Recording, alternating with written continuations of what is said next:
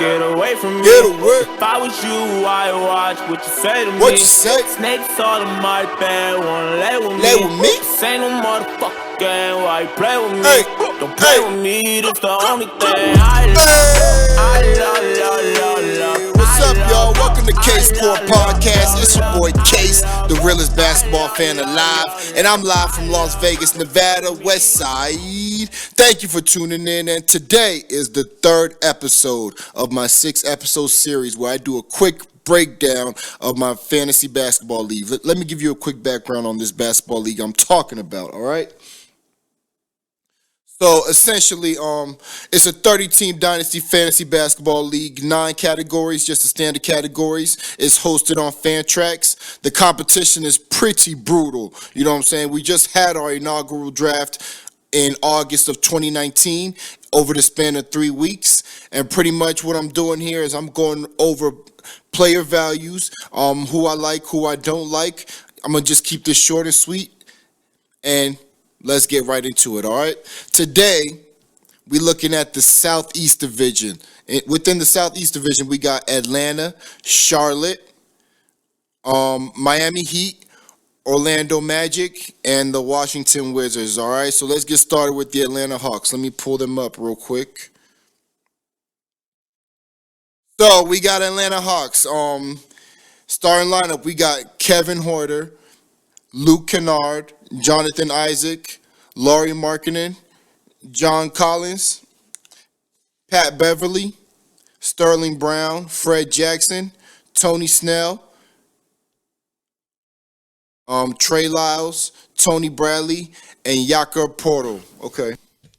Yeah, this is definitely a very young squad. Starting from the bottom, Jakob Poeltl, yeah, he's definitely the starting center for San Antonio. He went pretty late in this draft, I would say deservedly so.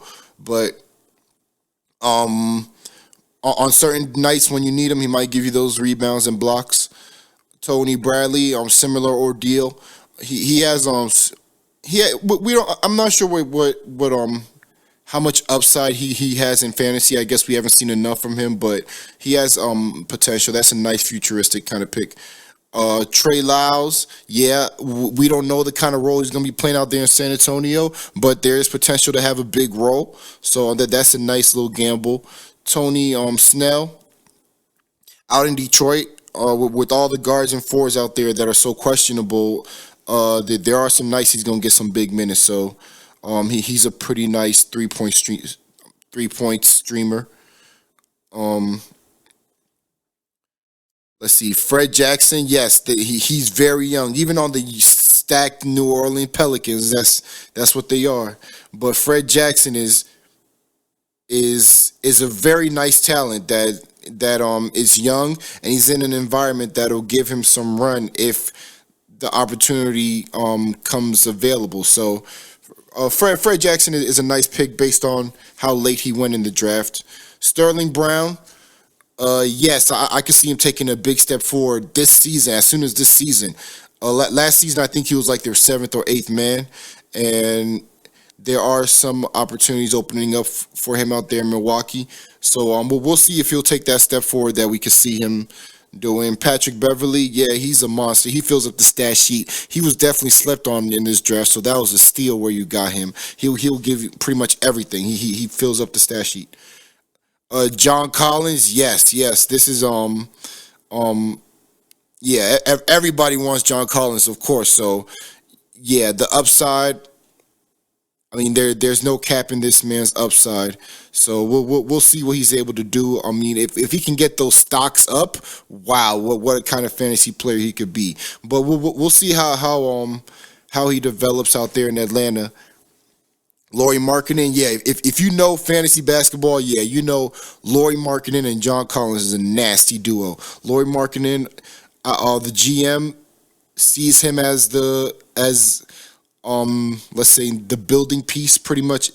They want to build around him, but as of today, Zach LaVine is probably the better player. So there's quite a bit of a conflict there out in Chicago. But yeah, definitely out there. Lauri Markkanen is a fantastic pick. Jonathan Isaac, yeah, I seen you post that that article about him being 7 feet and like 240 pounds. Something like, yeah, he's a stocks beast. Just naturally, he's a the 111. Um, he's a lock to get 111. I would pretty much say, but his upside, uh, his upside is there. He was drafted pretty early. I think he was the overall fourth pick. I believe like 2 years ago or last year. But yeah, he's a nice blend with Lloyd Markkinen and John Collins based on the fact that they're not big in stocks and whatnot. So he could probably fill that up for you. Luke Kennard, similar ordeal. Yeah, he doesn't really give you a lot of stocks or whatnot, but he could fill the stat sheets everywhere else as far as threes, points, and assists and a trickle of rebounds. But well, he just has to be given the opportunity. We see the potential with the kid, but for some reason he's not getting the minutes that we thought that he should be getting. And well, next is Kevin Horter, which is kind of the opposite of what Luke Kennard is going through, which is he's getting the minutes, but Kevin Horter is just not putting up the numbers that we expect based on the minutes he's getting. So based on the eye test, though, if you just watch the kid ball, yeah, he balled out. He's pretty good. But in fantasy, we care about the numbers, and he was kind of disappointing in that last season based on the opportunity that he was given. But yeah, this is a pretty young team. Me personally, I'm not big on going young early when you first go in on a dynasty league. But hey, sometime down the line, you teams that went young might be giving me a fantasy lesson. So we'll see how that goes. Next within this division is Charlotte Hornets.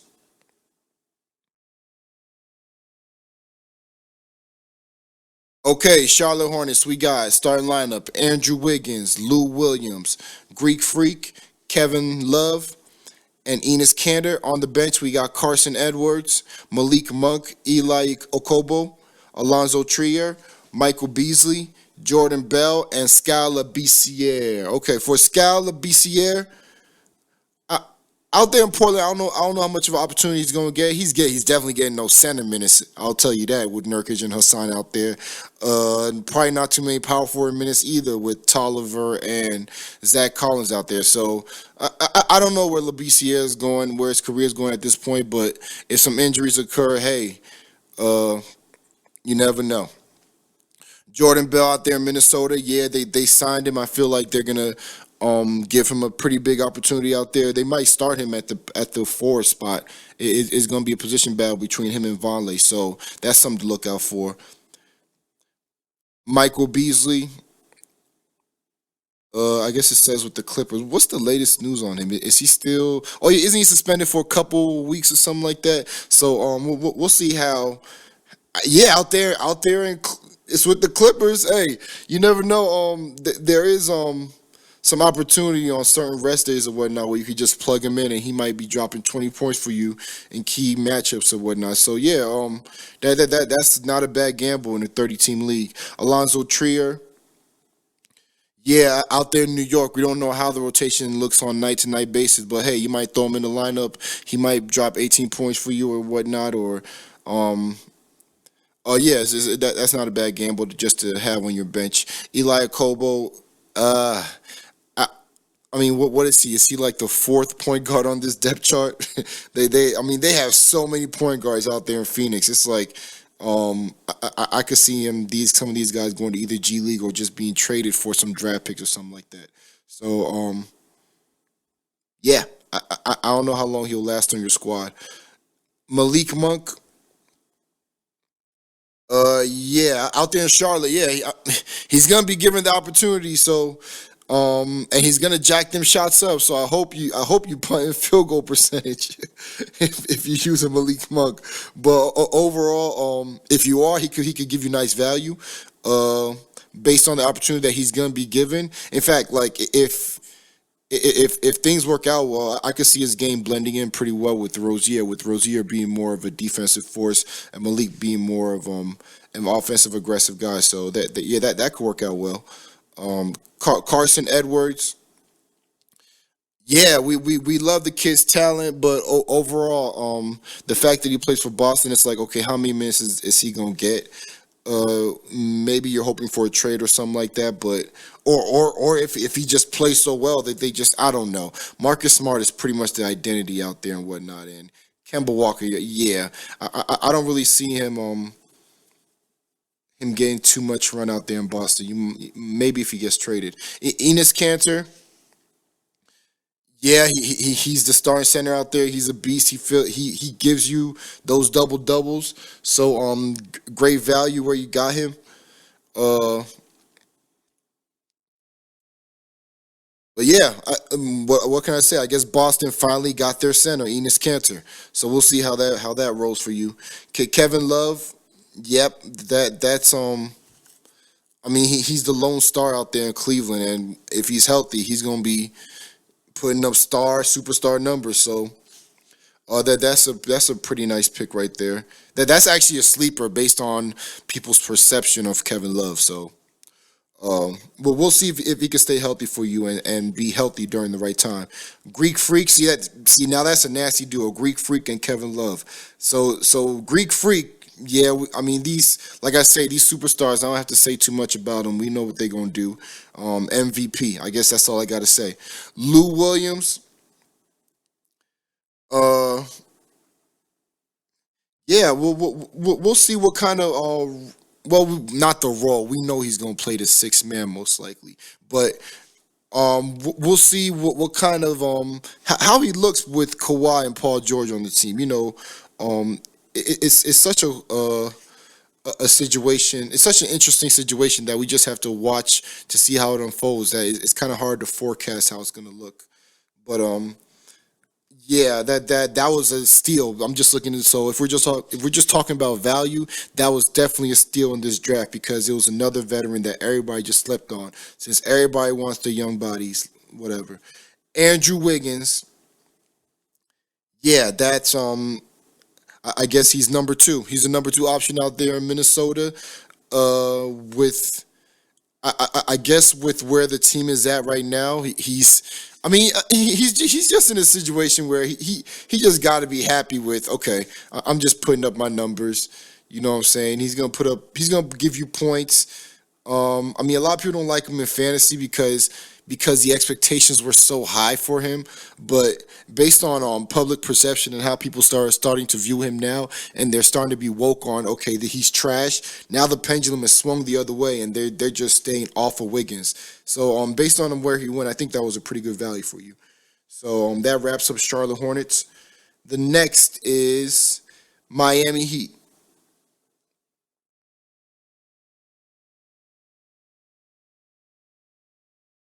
Okay, Miami Heat, we got Mike Conley, Luka Doncic,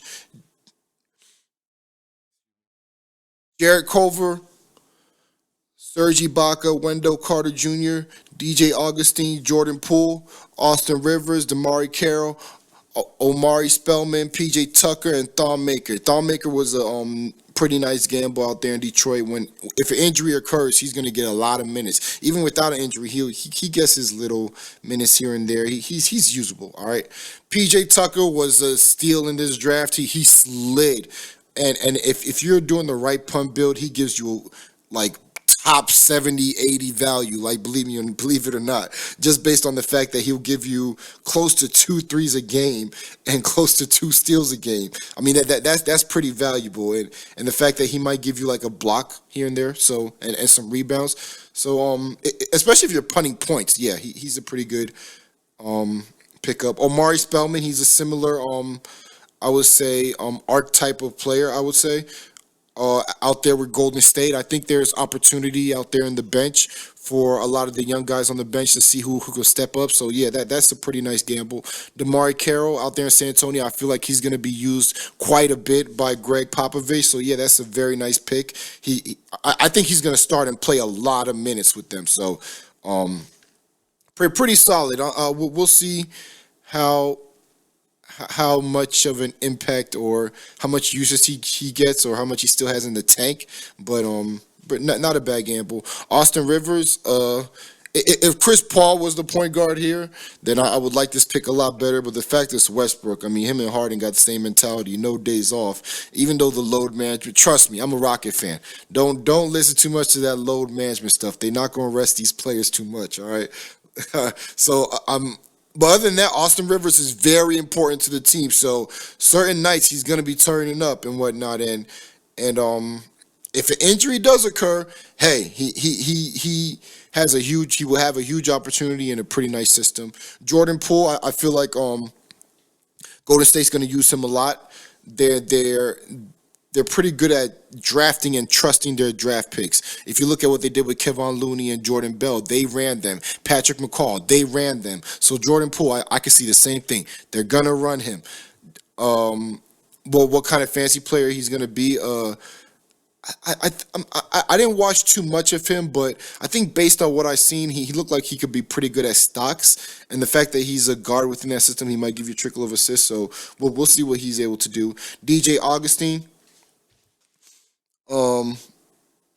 Yeah, I mean, at least until Fultz's returns or whatnot, DJ Augustine is gonna ball. So even when Fultz returns, they could probably play the 1-2 even with Fournier. We'll see how that backcourt kind of shapes up. But I know a lot of people are kind of counting Fultz out. So let's just say he's out of the picture. DJ Augustine will be a beast until he retires. Let me just say that.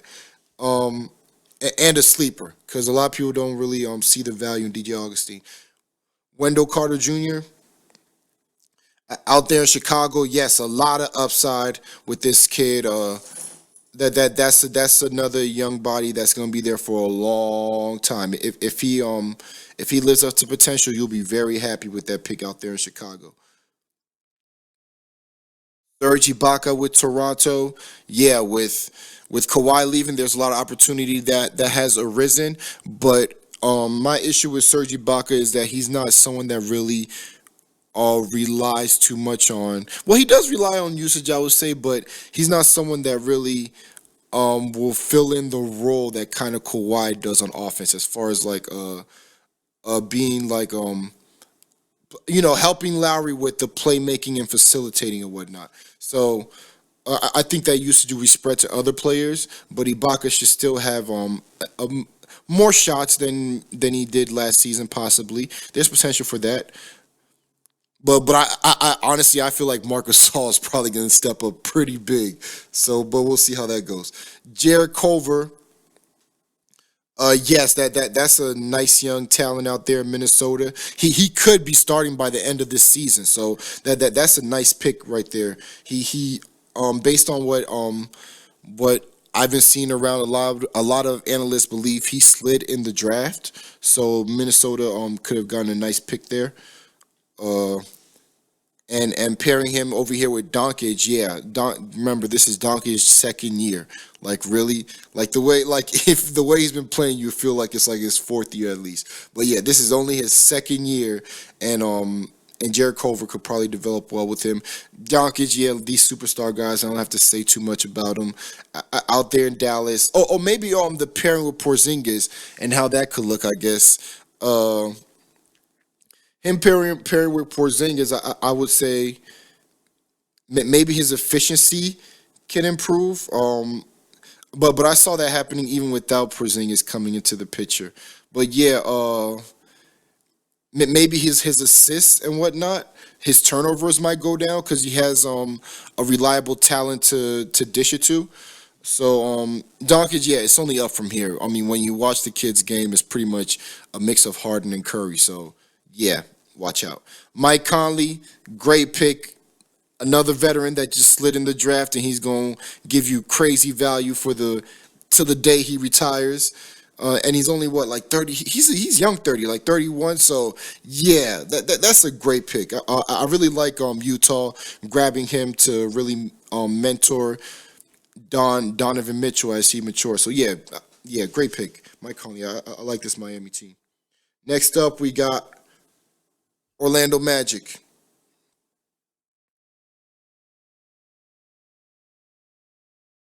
Orlando, we got Malik Beasley, De'Aaron Fox, Joe Ingles, Julius Randle, Mitch Robinson, Alex Caruso, Tyler Herro, Lonnie Walker, DeAndre Burton, Ed Davis, Kenrich Williams, and Daniel Gafford. Okay, Daniel Gafford, yeah, I think he's like the second or third. Like, it's going to be a position battle between him and Luke Cornett out there in Chicago for backup center. Kenrich Williams, I liked him last season when there was less bodies, but New Orleans stacked. I don't think he's going to get any run this year. Ed Davis with Utah, yes, he could get he's probably the starting forward out there, I believe. It's going to be him or Jeff Green battling out there.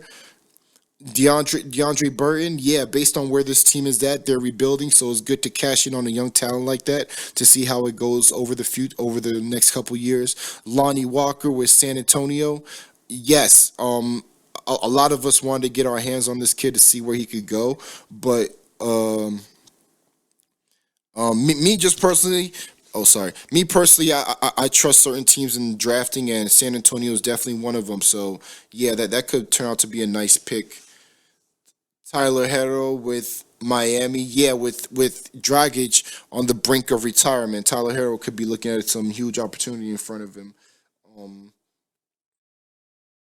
Alex Caruso with Lakers. I mean, the Laker camp is very excited with this kid. They think he's gonna ball out next season. But me personally, I feel like they might lean more towards Rondo and Quinn Cook because they're more battle tested than Caruso is. You see what I'm saying? But as far as I guess carrying through the regular season, Caruso might get his run, but I can see them focusing. I can see them focusing more on the other two to get some chemistry and gel for the playoffs.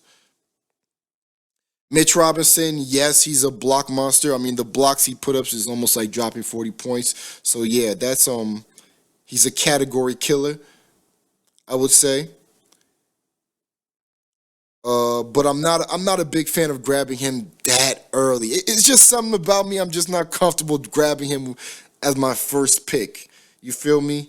I mean, even though it's a 30 team, so you're kind of in that position, but I'm just not comfortable with that. But the rest of your picks look pretty good. So Julius Randle, yeah. Wait, let me think about New York. He might be is he the best player on New York?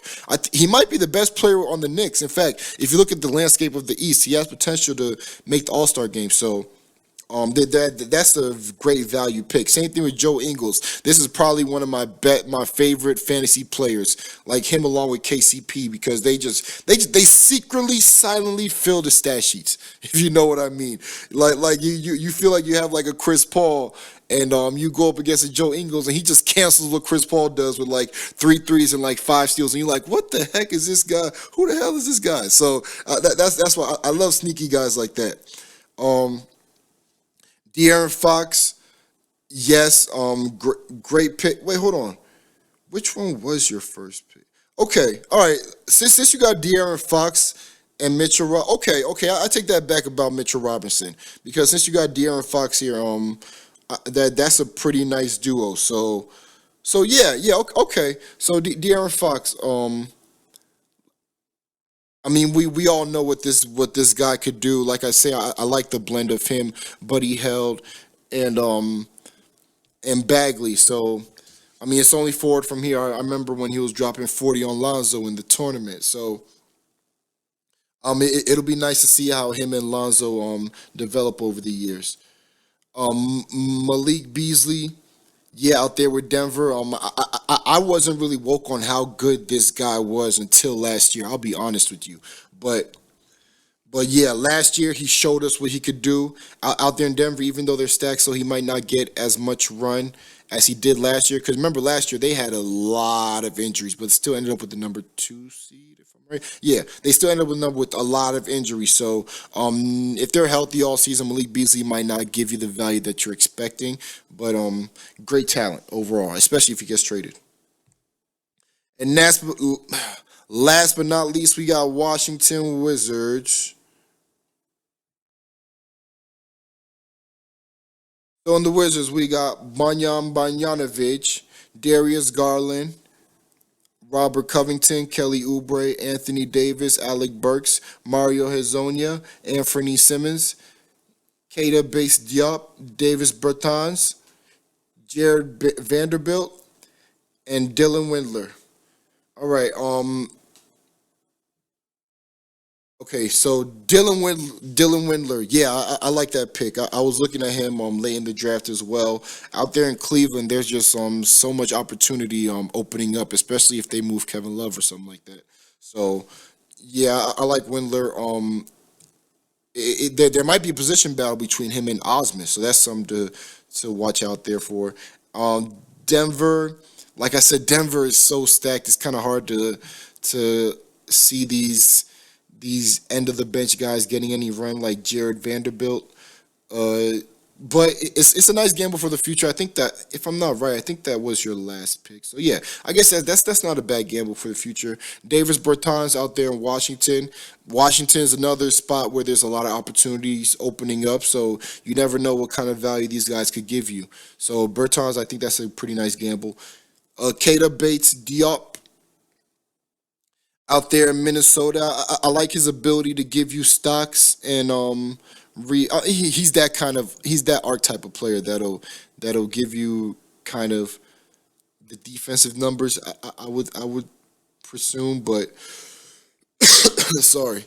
Out there in Minnesota, I mean there's Wiggins and I think Jared Culver is probably going to step up this as soon as this season. So as far as base Diop, I did eye him kind of late in the draft when you grabbed him, but I don't really see him giving you too many numbers. Anthony Simmons out there in Portland, yeah, I know everybody kind of had their eyes on him late in the draft, but I'm not one that was too big on him producing. Like I like the talent, but out there with Dame Dollar and CJ McCollum, they I don't know how much of an opportunity he's going to get out there.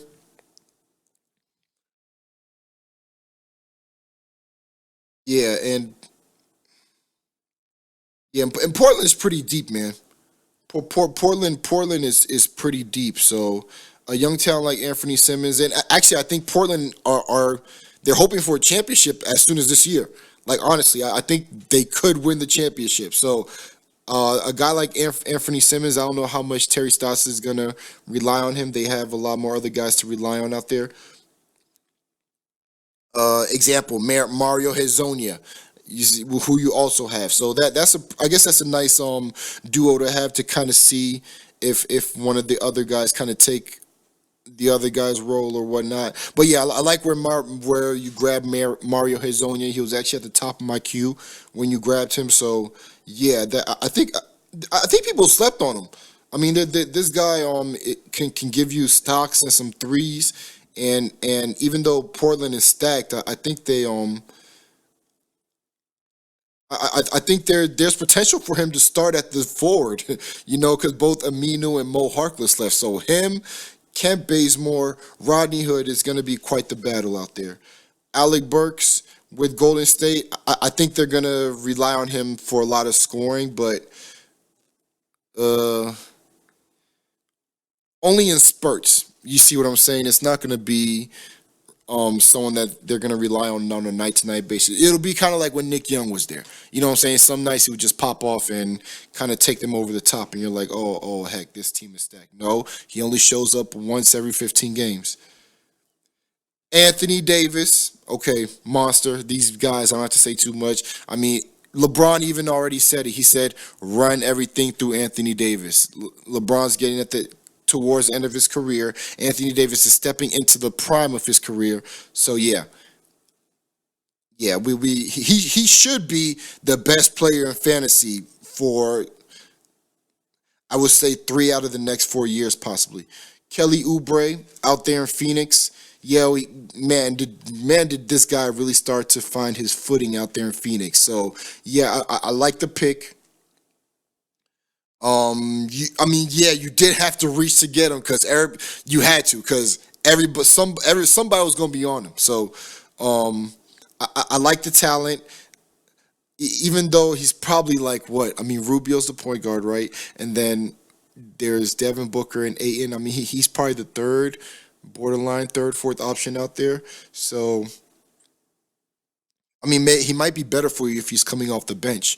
But as long as he's getting his 30 minutes for you and putting up them buckets, he should be good.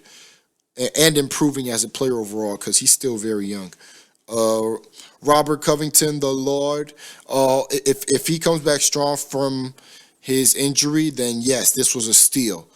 Uh, I think a lot of us shied away based on what he did to a lot of our teams last year, because I'm sure a lot of us had our shares of Covington, and he let us down with the out indefinitely and not knowing when he's coming back. But hey, it's dynasty, so when he comes back stronger, he's. I mean, we know what he's gonna do.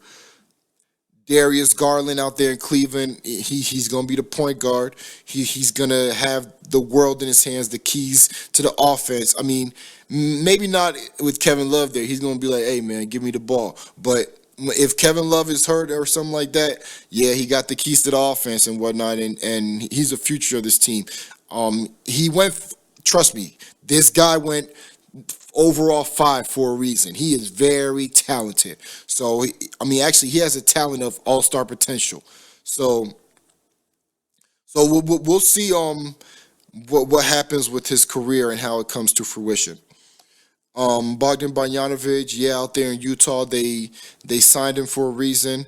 I think Utah is trying to change their style. They're trying to go more modern with what they're doing.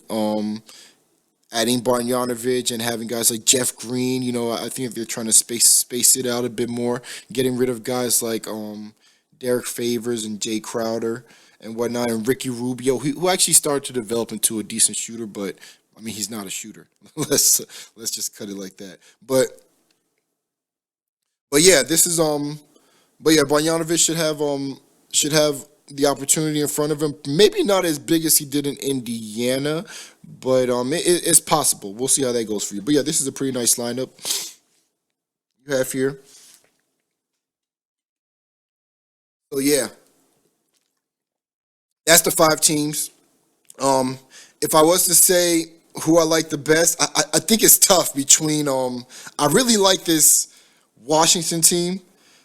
Based on, I think Anthony Davis, and he has a nice supporting cast, and the Charlotte team with the Greek Freak and his supporting cast. But it's just because you guys have those 2 top 5 players or 2 top 3 players, and it's like that just kind of, and you did a good job of supporting them. So it just kind of moves. It just kind of that really kind of moves me the most. So. Let's keep an eye on that, the matchup between Wizards and Charlotte and whatnot. If I was forced into a corner and had to pick one, I'll probably. It's tough. This is tough. I mean, I like AD more than Freak, but I like Charlotte's squad better. Okay, yeah, based on this overall, if I was forced into a corner, I would probably roll with the Wizard squad. Um, if I was to pick the worst squad in this division, I'd probably roll with, let's see, mm,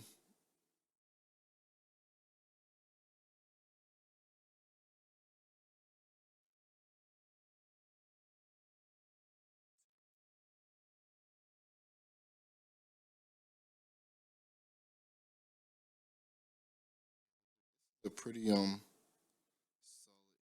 I probably roll with the Orlando Magic. Um, even though how much I love De'Aaron Fox and I know what you did with Mitchell Robinson. Um, as far as I mean, these other teams have like a bona fide superstar that you can rely on night in night out. And with the youth of your team, I would say it's kind of hard to rely on. Well, that's the thing. I can't say that about your team because your team is still pretty stacked. So, um, this is just in comparison. I probably don't like it as much, but that's just splitting hairs and whatnot.